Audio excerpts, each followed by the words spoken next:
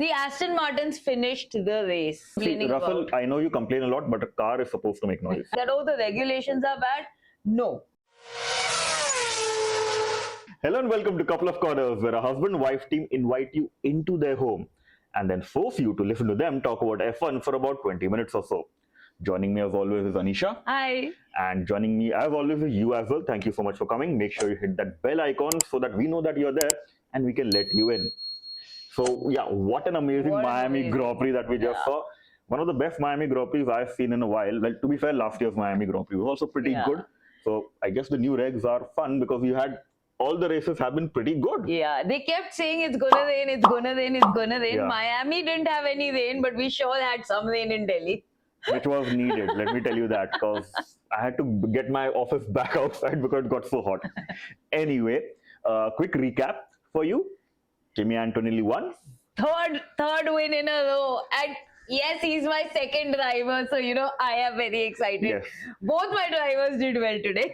Yeah, for a little context for that, you can check out our series. It's called Finding My Second Driver Through Elimination. What's it called? It's basically where I went ahead and, found a second driver to support and emotionally invest in. So you should check that out. Definitely do check it out. For a change, it was entirely her idea. It was one of our first ones that she did all by herself. It was amazing. I quite liked it. You should too check that out as well. Aside from Kimi Antonelli coming first, we had McLaren. McLaren were 2-3, basically. Like both of them on Lando the podium. was back on the podium after a while. Yes. Hey guys, Editor Shrey here. So this video was recorded just after the Grand Prix ended and before the FIA handed Charles Leclerc a 20-second post-race penalty, which drops him down from P6 all the way to P8, while Hamilton and Colapinto move up a place to P6 and P7. So please do keep that in mind. Bye-bye.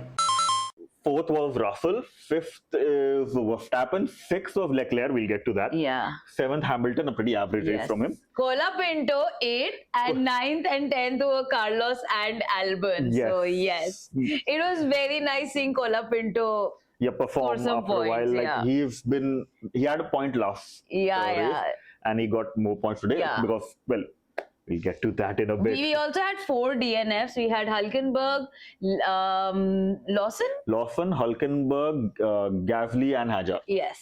The Aston Martins finished the race. The Aston Martins finished with the race. 0 upgrades.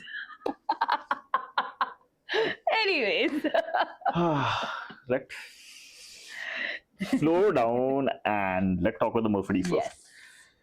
A very weakened Mercedes this race we saw because they weren't as fast. Fair. We saw slightly less dominant Mercedes at Japan as well. Yeah. I like Russell has been complaining about as in his car making an engine sound. Even when Lando was chasing Antonelli, he was complaining about the gear. Or something he was complaining Russell, about. I know you complain a lot, but a car is supposed to make noise. It's called the engine. Also, when Kimi went ahead and complained about an issue in his car, I just felt that maybe Max Verstappen taught him that, as in you should go ahead and make these radio messages so that Lando, takes a chill pill and does not really aggressively chase you. And that's exactly what happened. Yeah, so what happened was Kimi started on pole. Yeah. Immediately lost the lead. Yes. That's something that has been happening with Mercedes. Apparently, based on the graphics, Kimi had a better reaction time though. But as always, the Ferrari is just... Yeah, Leclerc just flew past and it was nice.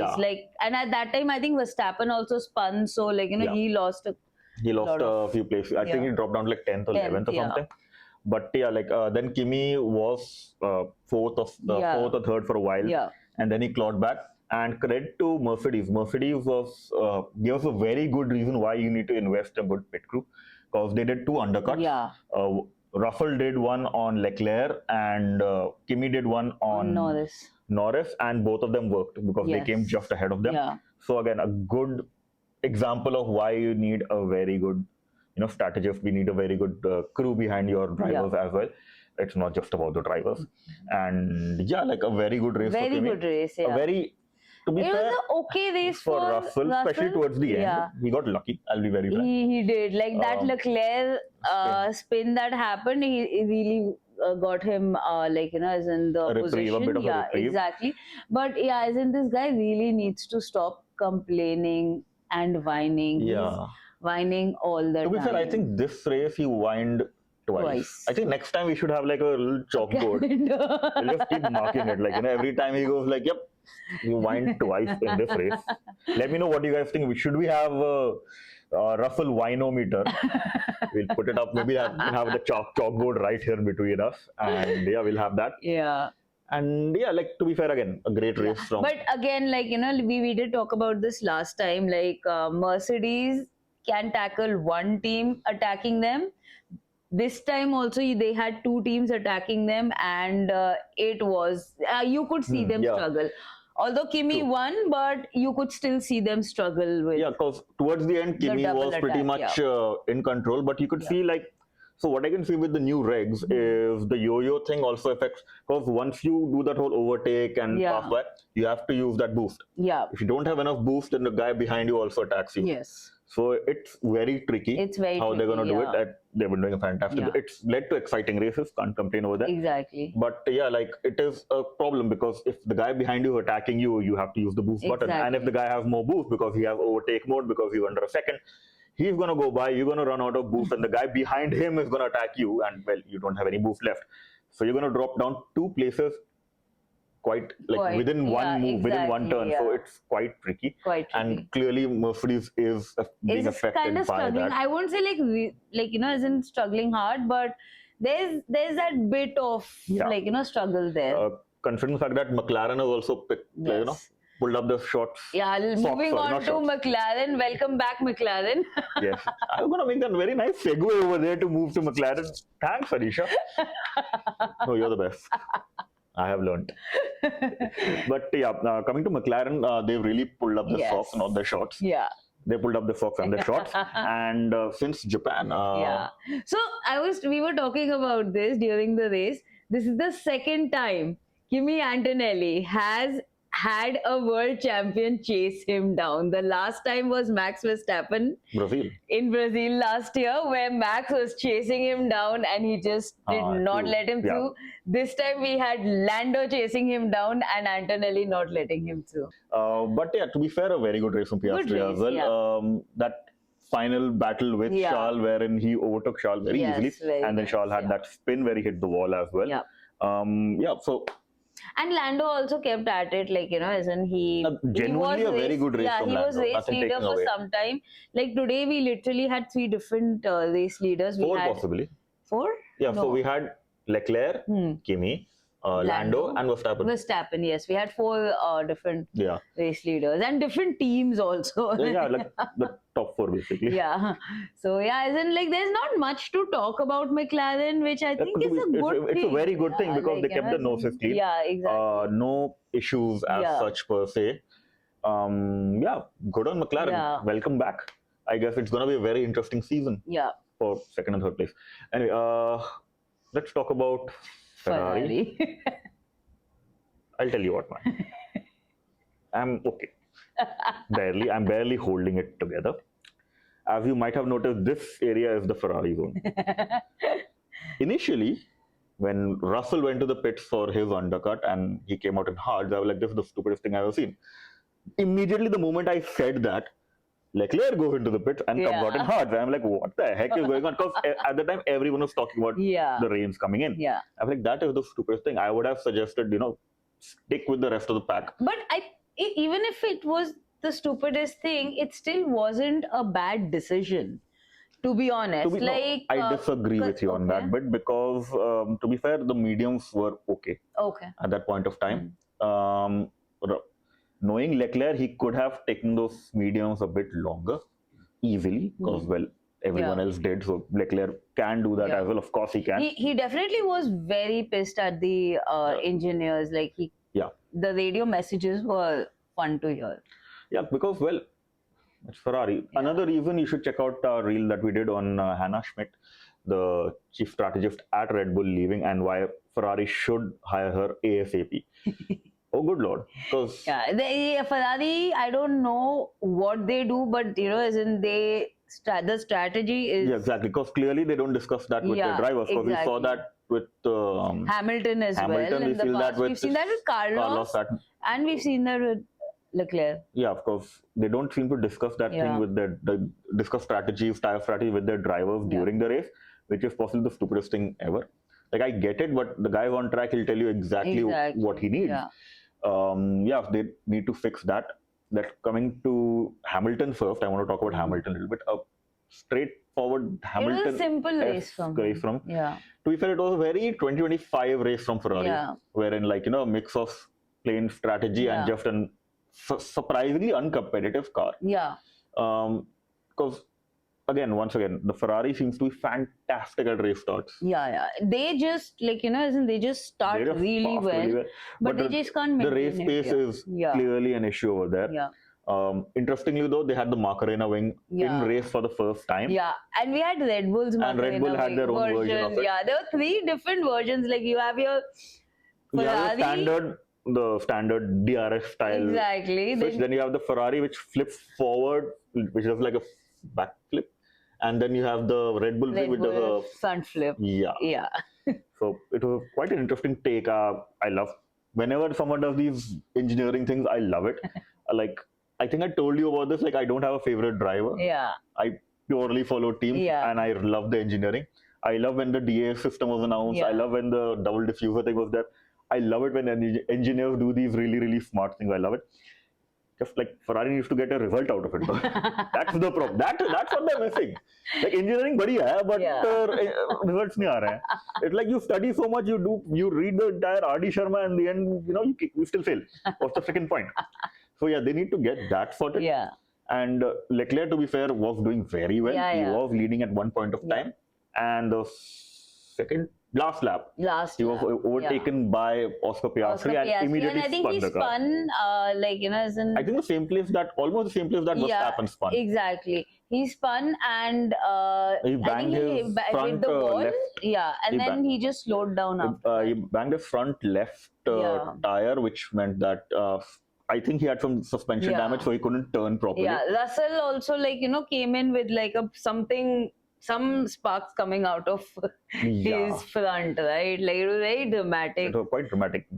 Wonder if the stewards have said something and they're going to disqualify Russell, and for the heck of it, disqualify Piastri and Verstappen as well, so that and might as well disqualify Norris as well, so that why.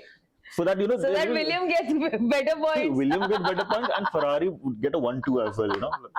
A few moments later. Oh my God! Oh hell no!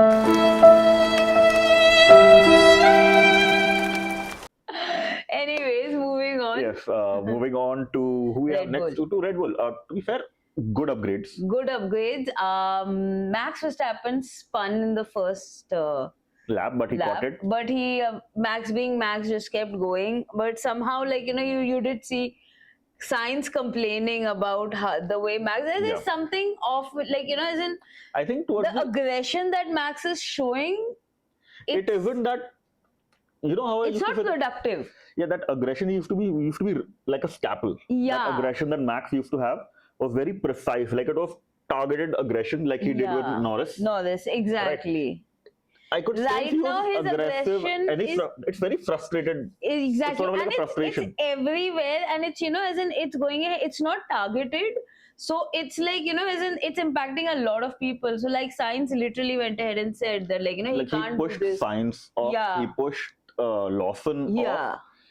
He had a thing with Hamilton once again. So. And of course, it's I don't know what's going on in his head. I think, of course, there is a lot of frustration happening because, he isn't scoring podiums. Well, he hasn't scored a podium yet. And of course, it's affecting him because he's not used to this for a very long time. And he hasn't got the best car clearly as well. So it is affecting him. A lot of people are quitting Red Bull too. If he's going ahead and as in if this is how he reacts, it actually talks a lot about the driver's maturity level. Exactly right. And it doesn't look good. It's not becoming of him. Exactly. It's not good for him. he needs to temper his frustration once again. And for all the Red Bull fans, if you're going ahead and as in screaming and shouting out there saying that the regulations are bad, no. Everybody's dealing with regulations, and I think Max can also deal with regulations. It's a very so. I'm gonna talk about football for a second here. So there was a match between Arsenal and another team, and Arsenal lost or drew that game. I can't remember because I don't watch Arsenal matches. And one of the fans was asked, what do you think is the problem? He said, the problem was that there was raining on the pitch. Dude, it was raining for both the teams. So the regulation is affecting everyone. Everyone. It's not Max the only person who's affected by it. ये नहीं बोला कि okay, Red Bull, you are going through these regulations. It's affecting everyone. It's affecting everyone. Everyone's coping. And to be fair, Red Bull does have a new engine coming. It's gonna be a little tricky. It's gonna be a little tricky to come across those regulations, because when you're coming up as a new engine supplier, you have issues. Ask Honda. Let's get to that in a bit. Exactly. A very sad race for Hajar. I feel really bad for him. I felt so bad. He continuously was hitting his helmet, steering wheel. He was so frustrated. I felt really bad for him. But as in somewhere I think we were talking about this, that Red Bull is again going ahead and focusing on Max Verstappen. And the second, Hajar is getting the grunt of being the second driver. The second seat is just even he also started from the pit lane. He did pretty well. I think he came up a few 5-6 positions when he crashed. Yeah, but to be fair, it was a driver error. It was purely he clipped a corner. To be fair, while racing while playing the video game, I hate that corner too. That corner and the Monaco turn 11, I hate those corners. And you clip it because there is no give there. You clip it, you break your suspension. That's exactly what happened. Exactly. I feel bad for him. If you're watching this, Hajar, please do subscribe. And so should you if you're watching us. Thank you so much for watching us all the way till here. Watching us rant, it's a pleasure. And every single time someone clicks on that little subscribe button, it makes us so happy. You have no idea. So please do subscribe. And Hajar, dude, buck up. To be fair, he's done fantastically He's done a well fantastic job, compared to the recent history of Red Bull's second seat. You'll do better, man. He's a fantastic driver. He's got a big career in front of him. Next, let's talk about let's talk about Williams. To be fair, very good upgrades from Williams. Still not up there yet. But they are doing pretty well. They made the most of the break, clearly. Yes. Because from around, on average position, they were around P16, 15. They got both the Williams in points again, which is sort of expected after last season, how well they did. Sainz was a little frustrated during the qualifying, that big message on the radio. During the sprint, Yeah, he was very frustrated. But as in good job, as in great, but if you keep at it, good job mostly kept their noses clean. Both of them, both Alex and Sainz, are clearly frustrated. Alex scored a point almost the last time he scored a point was in September last year. Wow. So this is the first time he scored a point since then. So I think it was Monza where to be fair, then credit where it's due, these guys are clearly frustrated. Honestly, being two of the happiest drivers on the grid, exactly, frustrated is a little it's concerning. You can't blame them, because this whole vision of 2026 that was sold to them. Must scam tha bhai.